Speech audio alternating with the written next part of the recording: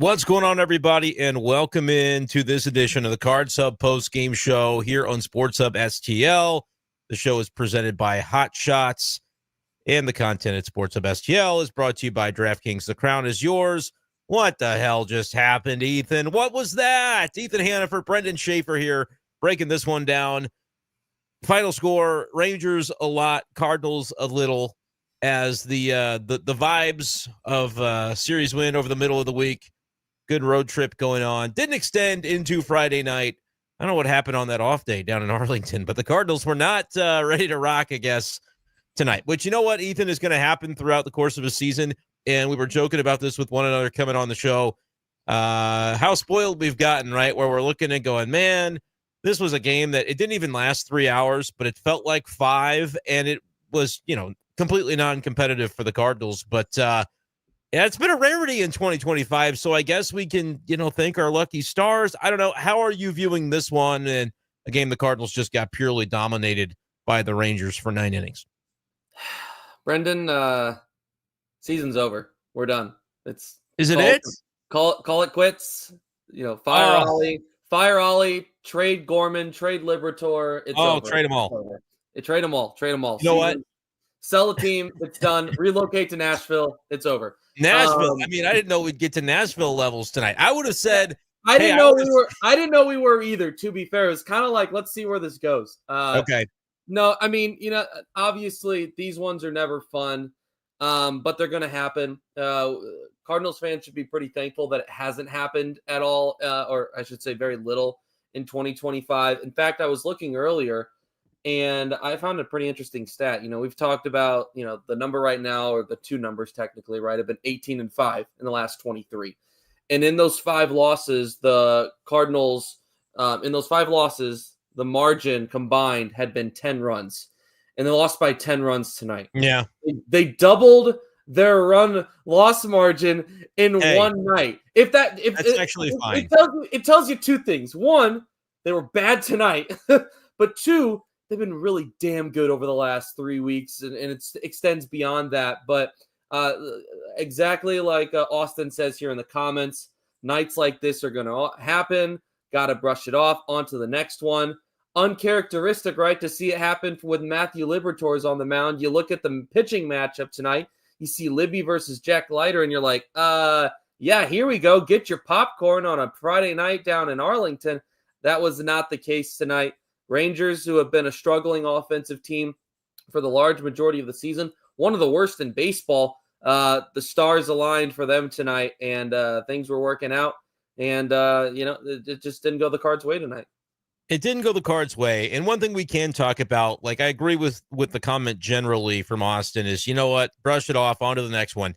Do want to maybe get into a little bit if we're anything from Matthew Liberatore that we look at and say, what kind of happened here? Is there anything in the pitch data to suggest an issue? But largely, I think it's just going to be one of those things that you take and you brush it off. But man, it is a little bit of a nice thing to be able to recognize that it's been a rarity. I think back to the Boston game where Miles Michaelis pitched. That was like April the 6th. And so that's really the only other one quite to this level where you just felt like early the game was over. I would have come on and said, I think they should fire Ollie, rehire him just to fire him again. But you took it to another level with the Nashville. That was one that I was, that's a bar, man. Not prepared for. That's a bar. Don't give yourself some love for that one. I like it. You look when you talk about Matthew Liberatore. Is there anything that when you look at the numbers, like we low down a little? Are we? What is there to dig into? Yeah, I'm looking here as I begin, and the velo down maybe a little bit. But outside of that, I saw someone on Twitter earlier saying that the break on some of his pitches was down. Not that I'm seeing. Everything's looking pretty close to the yearly averages. Nothing to where it's concerning to me. So there's nothing. There is nothing over the top in my mind. He wasn't able to generate the amount of swing and miss from some of his stuff tonight that he has tended to this year. Had a little bit more success against his slider, which has been his best pitch, one of the better pitches in baseball this year. And he left a lot of stuff up in the zone early in this game. And when in a situation like that, where you find yourself all of a sudden falling behind a little bit, it's sometimes it can be tough to kind of climb back. I was also encouraged though by him being able to get through was it 5 innings and after the tough start, because it can be really easy to say, okay, well, you go 2, you go 3, and then you've screwed over your bullpen for this series. Matthew Liberatore, I thought, did a good job of, despite not having his best stuff, working through and getting through 5. Graceffo and Swanson combined for 2 innings each. And now you've set yourself up right for these next 2 games to where it doesn't feel like your bullpen's depleted. So there are ways in games like this where it can be it's just a loss tonight. And there are nights like this where it can completely set you up for failure over the next couple of days. I don't feel like the Cardinals did that tonight. Because of the way that the game was managed, because of despite not having his best stuff, Liberatore being able to get through 5. That's a key. That it feels like the Cardinals have put themselves in a position, right, where similar to the Detroit Tigers a couple of series ago, you go down 1-0, but you're not in the worst of situations. You can go back. You can still go back out there and win these next 2 games because you're not completely depleted.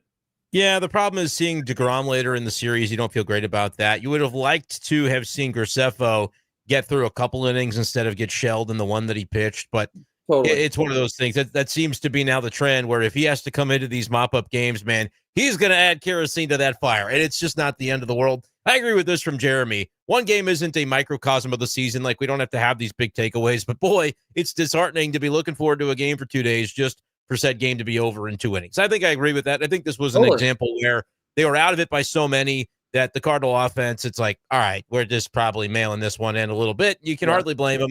It was just the nature of the beast. And Jack Leiter looked good tonight. Give him his kudos. He looked good tonight. That's a guy that's had a lot of hype around him now for a couple of years. And there's nights where you're going to get outplayed, and they did tonight. I'll say this too. I asked myself at one point, I'm like, does Texas's outfield just play absolutely massive, or is Alec Burleson just like really slow in right field? A little both. That's kind of what I came to. The triple down the right field line. It was a tough break. That's most guys playing in right field. That's probably not a triple, but the ballpark also plays really big. I mean, it's 5-0 or it's 3-0 at that point. Both runs were going to score on that either way, but right. That was I would say that Matthew Liberatore didn't catch a lot of breaks tonight. They also hit the ball off him pretty hard in large part. Yep. There was a couple of soft contacts. That was one of them where you're like, what can you do? But in large part, he got hit pretty hard tonight. The timing of it is like he could have gotten away with this being like a 5-inning, 1-run type of outing. If that sliced ball that we're talking about with Burleson is a little bit more manageable for him or another right fielder, like Walker doesn't get to that ball. I don't know if Victor Scott gets to that ball on a fly. Maybe he does, but that maybe not a triple, but both runs score anyway. That's just one of those where a guy swings at it and it puts it in the right place. It is what it is. But then the fact that it happens and then is compounded on with the home run by Langford, who is what, again, we talk about the Rangers offense maybe not being great this year. He's a legit hitter in that lineup. Seager is a legit hitter. Josh Young is a legit hitter in that lineup. And, those were 3 of the guys that came through. Seager, not as much as the other 2. Marcus Semien going 4 for 4, a guy that's batting. He is way better than a 528 OPS and a 190 average, and he went 4 for 4 to increase his numbers to that point. So I don't know what the hell has been going on with him, but I couldn't have told you. Like, if you would have just asked me point blank, hey, take a guess at the batting line for Marcus Semien this year, I would have had no idea that was going on. Like, I wasn't aware. And so that just, it happens. He's better than that, and he found a way tonight to be better than he's been. There are games, there are series, right, when you're saying going in, he's clearly a superstar, hasn't figured it out yet. Let's hope that he doesn't figure out this series. And maybe Marcus Semien did that tonight. With a guy like that, you can only be so upset when you look at the numbers, right? Because he is a superstar. You know what the track record is with him. He was all over the ballpark tonight. Big night for him down there in Texas. Yep, and it happens, but it sort of is what it is. Like you said, not really a lot to say great about tonight's game, but still an opportunity. Like, we didn't love the way that the Cardinals came away from game one in Baltimore. That was kind of a clunker. The scoreboard didn't reflect it quite to this extent. But losing by 10, that's good for the run differential. People can stop, kind of touting the run differential as a meaningful stat when it just isn't, in my opinion. Last year, they're outperforming the run differential. Great. This year, they're more in line with the run differential. You lose by 10 in a game, and they were losing this game. Yep. They're losing this game. Whether it was 2-1 or 11-1, they weren't going to win this game. And so, they might as well have scored 22 so that we could at the end of the year say, hey, they outperformed their run differential. Who cares? You know what else I do care about, though, is Hot Shots. The big party of celebrating their 35th anniversary is basically here now. It's coming up this weekend, Sunday, June 1st at 12 p.m. out at their St. Charles location. A lot going on out there at Hot Shots on Sunday afternoon. You're going to want to be there. Parking lot party, prizes all day, lots of fun meet and greets with different people out there. I'm told the Budweiser Clydesdales will be in attendance as well. So make sure you're out there. By the way, if you're the type of person who enjoys tacos, you have an opportunity to win tacos for a year. It's right there on the brochure, and that probably is reason enough to head on out there. So head on to hotshotsnet.com for any additional information about that. Their 35th anniversary party coming up on Sunday out at the St. Charles location. Hotshotsnet.com for more details. And this is kind of a bummer because the Cardinals had been playing so well, and we were, as one of the comments had mentioned, we're kind of gearing up for this game. And the fact it comes after an off day as well is just one of those things that kind of grinds your gears a little bit. But I kind of agree with this comment here from Mason Windu. The offense was supposed to be the Rangers' strength coming in. I just can't look at this result tonight and say, how could you get beat up by the worst offense in the league? I think you have to look at the Rangers and say, how could the Rangers have been as bad as they were offensively prior to this when you look at a lot of the names in their lineup, as we've talked about? From a Cardinals perspective, though, I don't know. Are you more in the line of crediting Leiter for this performance, or are you more in the line of looking at the Cardinals a little sideways, going, how did you only end up with 5 hits, 1 run, and striking out 10 times against this pitching staff? I mean, have his numbers been that poor on the season? I mean, he's last night great, but he was over 4 on the ERA before tonight. Okay, well, it looks a lot better now. I mean, the ERA is down to 3.66, but that's what happens when you throw 5 2/3 shutout. I mean, a little bit of both. I don't know if it's as simple as you can say this was totally on the Cardinals for not being able to produce against this guy. You could take that example into a lot of different a lot of different games, right? I mean, I think it's never as simple as it is all on the pitcher or it is all on the offense as to who is at fault or who is the reason for success. It tends to be a little bit of both in most cases, unless you have a stud Paul Skeens or Framber Valdez or whoever, top cream of the crop kind of guys going out there. Then maybe it's a little bit of a different story. I thought he looked good. The velo was good, but I think there definitely is, to a certain extent, when you go down 5-0 and then after 6 it's 9-0. There is, to a certain extent, I think, a way in which the approach of your at-bats changes a little bit, which is also something we haven't seen from the Cardinals very much this year. They've been in, I shared that stat earlier that I found that they've been in pretty much every single game up to this point this year. I mean, how many games can you count where they were entirely out of it? I mean, I'm thinking of like 6 or 7 now, maybe. Maybe not even that many. I mean, not even to this extent, anyway. Yeah, so I mean, there hasn't been a lot where, to this extent, maybe 3. So I mean, it's been extremely rare. But I don't think it's as simple as it's solely on one or solely on the other. Jack Leiter can look good while the Cardinals can recognize that perhaps the same mentality that they tend to play with wasn't maybe all the way there tonight. I don't know if it's fair for me to assume that, but the quality of at-bats weren't great compared to what they've looked like as of recent. So I think it's fair to say. I think there's a number too, where if you're down 3 runs, 4 runs, and you're able to find a moment in that 3rd, 4th, 5th inning where you scratch some across, and there were some chances for the Cardinals tonight before it truly got out of hand, and they just couldn't quite get over the hump. You were texting me that you believed that they might have the comeback in them, and then at a certain point, you're like, yeah, I'm not so sure. how much I'm believing anymore. Once you get to a certain threshold, it's like, all right, you probably just have to go through the motions and get this game over with and try to win the next day. And like, I am not in a position with where the Cardinals are right now to say, hey, that's a problem. I mean, they're 7 games above 500. They're still on a pretty darn good win pace over the course of 162. Continue to don't look too hard at the standings like we've talked about, because the Cubs still don't really play anybody, and any win that they don't get is basically a bonus for the Cardinals moving forward. You get a comment here from Justin, and for me, Justin, you just got to take a deep breath in, deep breath out. Cardinals need to win every series. The Brewers are catching up. The last 10 games are 7-3. The Cardinals are 6-4. It's a 1-game difference over 10 games, Justin. That's almost irrelevant. It is irrelevant. I'm not worried about the Brewers. Like, the Brewers are going to do what the Brewers are going to do. Check the last 23.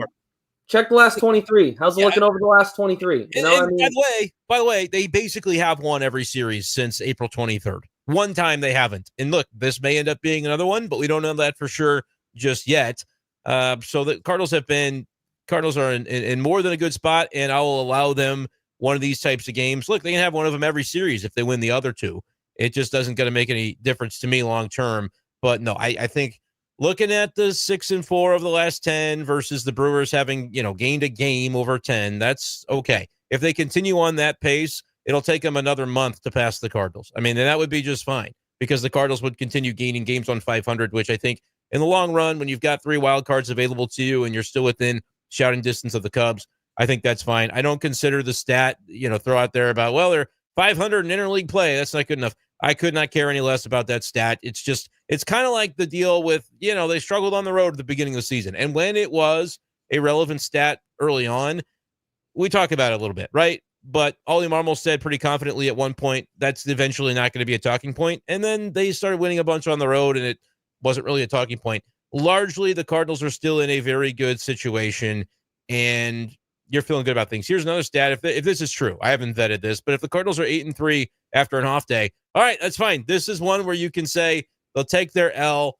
they'll move on to the next one, and it just ends up being a little bit of what it is. They'll be playing games the rest of the weekend down in Arlington, and maybe we're right. Maybe Ethan's right that outfield maybe plays a little bit large there down at Globe Life. And if that's the case, maybe you take a consideration by when you head on over to DraftKings Pick 6, you're going, all right, maybe I'm thinking about some extra bases for some of the players in this series. If we're going to be talking about a big spacious outfield, and with baseball season in full swing, you can download the DraftKings Pick 6 app now and use code STL Sports. It's right there on your screen, STL Sports. Our code for new customers to play $5. That's $5 that you play. That's your risk, right? But then you get $50 in Pick 6 credits to keep playing for that length of time on DraftKings Pick 6. Better payouts, bigger wins, only with Pick 6 from DraftKings. The crown is yours. Gambling problem? Call 1-800-GAMBLER. Help is available for problem gambling. Call 888-789-7777 or visit ccpg.org in Connecticut. Must be 18 and over. Age and eligibility restrictions vary by jurisdiction. Pick 6 not available everywhere, including New York and Ontario. Void where prohibited. 1 per new customer. Bonus awarded as non-withdrawable Pick 6 credits that expire in 14 days. Limited time offer. See terms at pick6.draftkings.com/promos. Diving in on another comment here from Mason Windu, asking what we saw from Graceffo tonight might be a worthwhile takeaway to explore. I don't think it is. I think I saw him trying to mop up some innings and throw strikes, and, it just doesn't work out all the time. It reminds me of the game in Boston where Michaelis got shelled. Graceffo comes in, not really able to do the mop-up duty. If you take that game from Graceffo and this one tonight and remove those from his ERA, you obviously can't do that. But the Cardinals were losing both games regardless, is why I mention it. His ERA is a completely different story. Like, his 7.5 ERA for the season looks drastically different. I don't have a huge level of concern over literally anything that happened in this game. Unless somebody gets hurt. We mentioned a Wilson Contreras hit by pitch. Like, want to make sure everybody's okay and comes out of this one unscathed. But even is there anything to that of Graceffo's outing to your eyeballs and what you thought of him tonight?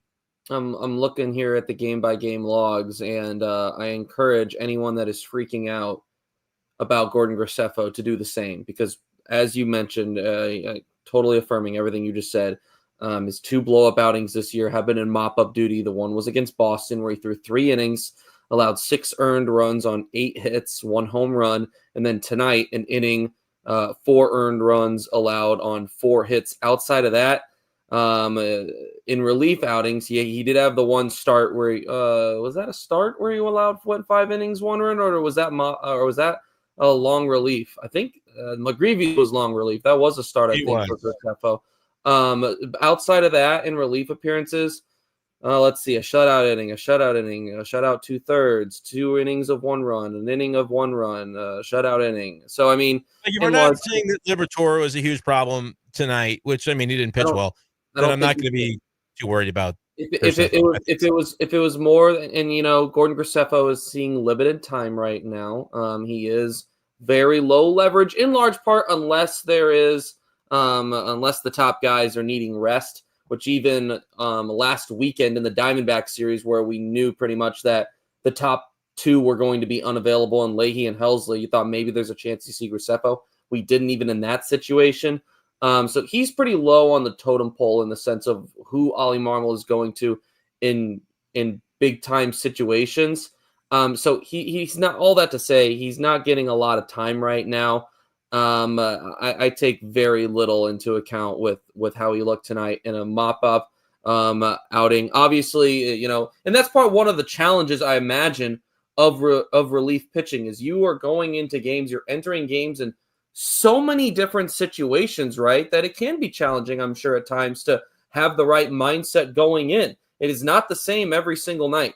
So I imagine that the goal has to be to try and prepare yourself the same exact way. He's a young guy. I'm sure he's probably still learning to do that, what that looks like to do that. He came up as a starter. So, his time in the bullpen is still pretty fresh. So all that to say, I don't take much into consideration when I look at Gordon Graceffo and the ERA, which does not look pretty, but it's really because of 2 mop-up relief outings in large part. Outside of that, he's looked pretty good. I kind of agree with the comment there on the screen. Like, if you're in mop-up duty, it looks a little bit different. Now, you'd like to think that he could just keep it over the plate, and he walked a couple of guys too. So that's part of maybe the issue is like, all right, if I'm just trying to go into cruise control and put the ball over the plate, then you're maybe not doing the typical things that you would do to make yourself successful, which can cause you to miss and end up walking guys. So that might be part of it, but I just don't really care about it. No excuse for tonight. Who cares? I mean, they were done. They weren't going to win in this game. Interesting comment here from Cooked. Evidently the Rangers announcers talking about Liberatore, maybe some mechanical things with the way he was dragging his body. I have a pretty high level of confidence that if this was going on, you're going to see Dusty Blake and the Cardinals coaching staff be able to address this with Libby before the next game. So again, not anything that I would be overly concerned about. Let's get into this one from Chris. Surprised not to see Gorman in the lineup. His shining moments last season were in Texas, albeit Houston. Again, it feels like we're like stretching for some real tangential relationships because it's like, well, he once did well in this same state. We should probably put him in there, even though it was a different city where that happened. Like, I think we're kind of stretching. Oliver Marmol had some really good quotes. Hey, it's silly season. When you're down 11-1 in a game and you lose like tonight, I'm okay with any comments, but we'll address them and say, yeah, not really buying that. Ollie Marmol had some really good comments I saw that he made to Katie Wu, who reported on her Twitter account and in articles recently, just about the kind of the way the Cardinals are viewing this playing time carousel between basically all the names that we've been talking about toward the latter end of this lineup and how you try to get it figured out. I'm not surprised to not see Gorman in the lineup, especially if you saw that report. Like, we know what the numbers game is right now. Burleson's had a better bat than Gorman. Both are lefties. Walker has had pretty much a better bat recently than Gorman, although they've had their moments. Both have had their struggles. Gorman is not as good of a defender at second base as Walker is in right field. That's my opinion. I think if you extended that conversation to, okay, what happens to the rest of your defense if you're fitting Gorman in there, I think that's also a conversation of maybe not being plus defensively. And it's just a matter of, I think the runway is more important for Walker right now than it is Gorman. And it's not an easy thing to say. It's not an easy thing to probably hear if you're Nolan Gorman. But you know what it means? It's still the big leagues. You got to be ready for your chances. Like, this was never going to be like a handout charity case. You still have to be able to earn some opportunities. I think as long as Nolan Gorman just stays with it, there's an injury to somebody, it's going to very quickly, I think, be a different conversation. If we get to that point where somebody gets hurt on this roster for 15 to 20 days who would open up an obvious positional spot for Gorman and he doesn't get it, like, let's say they call up JC instead. All right, that'll be the signal that we need about, like, Gorman's not on this team past October, if he even makes it that far. Like, in my opinion today, he's not on the roster in 2026. If I had to guess, one side or the other, I'd say he's probably gone. But until that happens where like they're looking for reasons not to play him, I'm still going to believe that it's more of a numbers game. It's not really anything other than that. It's Arenado's here. It's Walker's going to have to play. Burleson's got the better bat right now. It is another younger guy. And that kind of leaves Gorman as the odd man out a lot of times. I think they've done a pretty nice job of juggling all of this, and it just sort of is what it is. Again, I would recommend going to read the full quotation that Katie put out there on social media from Ollie Marmol, just basically leveling with everybody about this exact topic. I thought he handled that pretty well, and the Cardinals, by extension, are handling it pretty well. Yeah, I mean, you said it really well right there. I thought, when you look at the best way to put it, the best term is odd man out right now. And it's a long season, 162 games. Right now, Nolan Gorman is not getting a lot of consistent time, but by season's end, I don't think that we are going to look back and say that this is how Nolan Gorman was used the entire time, because while the Cardinals have had a very good track as far as staying healthy up to this point, boy, I mean, like, hey, unless they ended up being one of the healthiest teams in baseball history this year, like there's going to be a time at some point likely where he's going to get a little bit more time out there. I think they said he's on track right now for 315 at bats this season. I don't necessarily buy that right now. I buy the number, but I don't buy the way that at this point they're getting to that number, right? Which is, it's hard to get into a routine, right? When you're playing once every how many days? 4 days, 5 days. I mean, that is tough. So I'll give him that. But the follow-up question is, who do you not play? Are you not playing Alec Burleson? Are you not playing Jordan Walker, Brendan Donovan, Lars Nootbaar? Right? There's nowhere. There's no other option right now. And that's just how it is. I mean, the reality is because of how good Alec Burleson has been, because of how good Ivan Herrera has been, how good some of these, I guess you could put them as like the level below how they viewed Runway this year. Like Gorman and Walker were the top guys, but then they had other guys too that they wanted to make sure were getting time and opportunities. And especially if they're earning it too. Yeah, I mean, exactly. And because they are performing so well and have been such a huge part of the success, they have to play. They have to. So I would be surprised if we're having the same conversation by year's end with Nolan Gorman. He will get his time at some point. He will get his opportunity. The question, right, that fans are going to have to debate, that they're going to have to ask is, what is more beneficial for Nolan Gorman? Is it more beneficial for him to play twice a week, be with the big league club still, and being around the team, working with major league coaching, trying to make adjustments as he goes? Is that more beneficial? Or is playing in Memphis down I-55, right, where he's going to get more consistent at-bats, but he's not around the big league club, he's not around major league coaching, the pitching is not nearly as good. What's more beneficial? I don't know if it's clear 100% one way, 100% the other way, but I think as of now, the Cardinals are pretty confident that it leans heavily one way. Nolan Gorman has proven just about everything that he can at the minor league level, and they don't believe as of right now that sending him down to AAA is going to make him any better just because he's getting more consistent at-bats. That's the question that people need to be balancing out. What do they think is more beneficial? I think the Cardinals have made it pretty clear what they think is more beneficial right now. Yeah, I think at least so far it's clear how they feel about that. And it is a worthy topic. Like if you're going to say, hey, I see what you all see, and it's a rough answer, Ollie basically said, for like there's not really a great answer for how do you get Gorman in there. He is kind of the one that sort of gets the short end of the stick, fair or unfair. And look, I think the numbers bear out that if somebody's going to get it, might as well be the guy that's performing the least capably. Yep. I don't think the options aspect is relevant to it personally. Mason Windu mentioning he has one option left, so he stays on the roster this year until they absolutely need a spot. If you're worried in 2026 about whether or not you're able to option Nolan Gorman, it's too late. Like it's over. He's not, like I said, I don't think he's on the roster. I don't think he's in the organization. He's traded for Sean Armstrong, who happened to pitch against the Cardinals tonight, ironically enough. That was the Dylan Carlson trade. And by that point, baby, they were out on Dylan Carlson. And so You'd hate to think that would be the case with Gorman, but like we're getting there. You know what I mean? And so how many options he has or doesn't have, I don't think is relevant. I think it's exactly what you said, Ethan. If they think it's better, what I would maybe like to see is if they feel like there's a stretch of schedule, and like you can know this a little bit in advance, you see what some certain teams have as their opposing pitching staffs. I would think it would be some teams that don't have as many lefties available. If you think you can see off in the distance a role where Gorman could potentially get some run, and it can be difficult to anticipate because I think injury is ultimately going to be what decides this. Yes. But that would be the moment in time where I'd be like, send him down to Memphis for a quick spell and have him play every day so that when they're ready to go into this kind of stretch where they can play him for a week in a row, he's been fresh, he's been playing, and then like that, and maybe I'm thinking too hard about it, but that would be the circumstance in which I say, yeah, go ahead and send him down, because otherwise you're thinking about like, is it more helpful to Gorman to be down there? I don't know. How many different times have we done this? Probably not. I get it, the idea of consistent playing time, but also that might have just been a ship that has sailed. Is it beneficial to the Cardinals to have somebody else in his spot? Not really. I mean, who would you be bringing up? And remember, we're talking about a role that isn't being utilized. The Cardinals aren't using their bench, really. They don't use Pozo, but for rare opportunities, we saw him in there tonight. Largely, he's just kind of a bench bat that hardly gets used because they like their starters.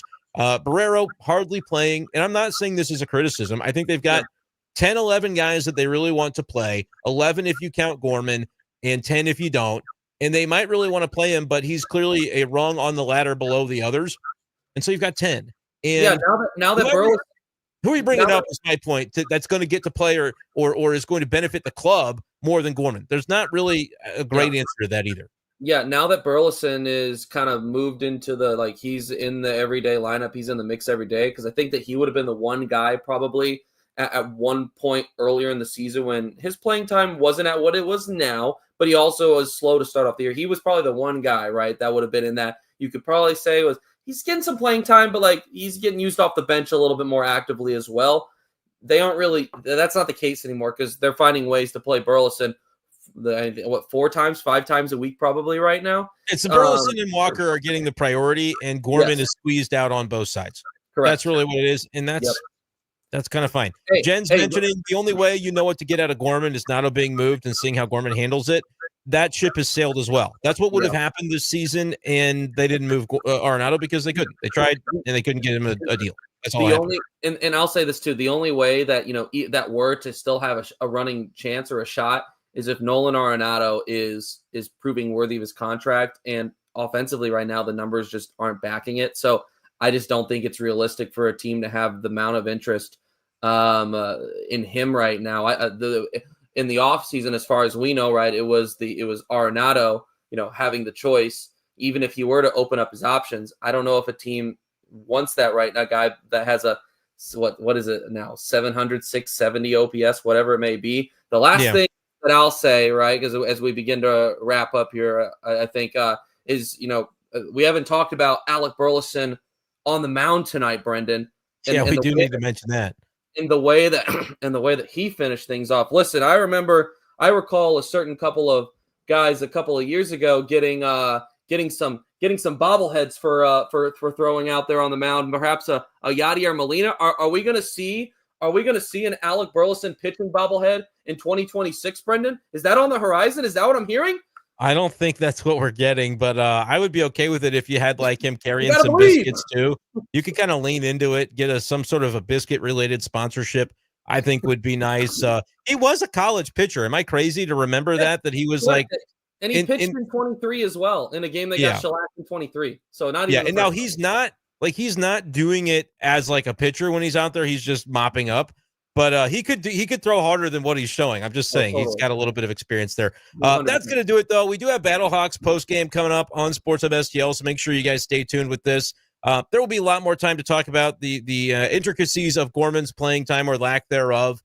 Still some good questions that we did not get a chance to get into, but jump in next time. Make sure to keep asking those. We really do appreciate your guys' interaction there in the comments section during these live streams. But that's going to do it for this edition of the Cards Hub post game. Better luck tomorrow. Hopefully we've got a more compelling game to talk about after the afternoon game tomorrow down in Arlington. Appreciate Hot Shots for being the presenting sponsor of the Cards Hub post game. Make sure to check out their 35th anniversary party on Sunday afternoon, June 1st. It's this weekend, noon. It begins out at the St. Charles location. And again, all content at Sports Hub STL is brought to you by DraftKings. The crown is yours. For Ethan, I'm Brendan. We're done for now. We'll see you next time on Sports Hub STL and sportshubstl.com.